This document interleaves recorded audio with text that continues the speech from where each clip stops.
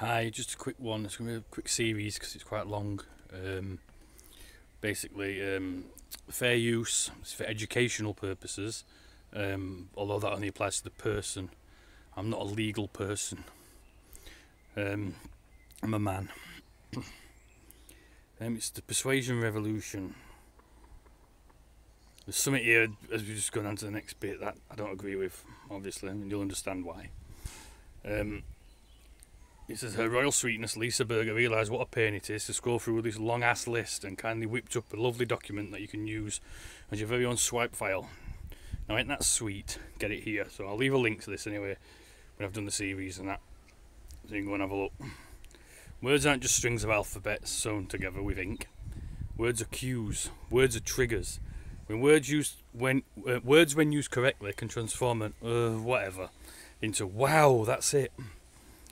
Words can make you go from literally rolling on the floor laughing to fuming with the fury to an uncontrollable urge to take action now, or the earth may stop swinging on its axis. I told you. These are what I call high emotion words, and these are capable of transforming an absolute no into almost yes and a perhaps into for sure. Because it isn't really about your desired action, but the underlying emotion that drives that action. If you get them to feel that emotion, you got them. When you're trying to sell people a solution, what you are really doing is evoking desire by making them imagine their best possible future with your solution. When you are trying to get them to take an action, like share, subscribe, buy, whatever, what you're really doing is arousing them, not that way, to get your mind out the gutter, to make it impossible for them not to take an action.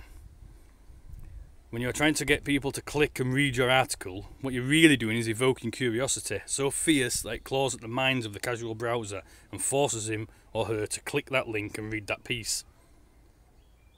When you're trying to get someone to agree with you, what you are really doing is trying to evoke empathy so they see your point of view.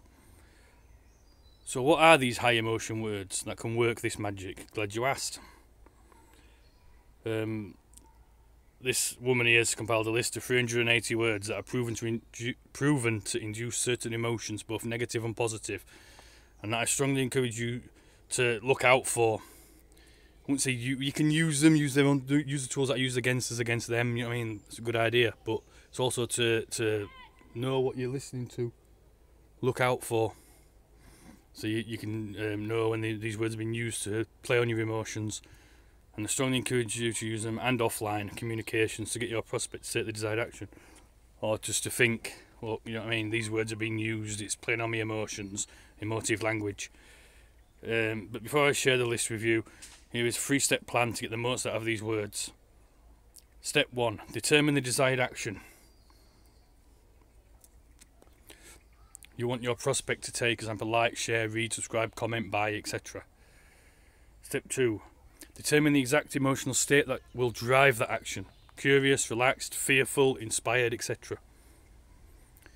Choose some of the words from this list and sprinkle them throughout your content. And now the list. Right, the next video is going to be on the emotional state, curiosity, when you want them to be gripped by an unshakable desire to click and read more, or to buy into it more. Alright, like I said, that's this one. There's 380 words to go through, so I'm going to do it in a series of videos. Alright, thanks for watching. Take care. Bye.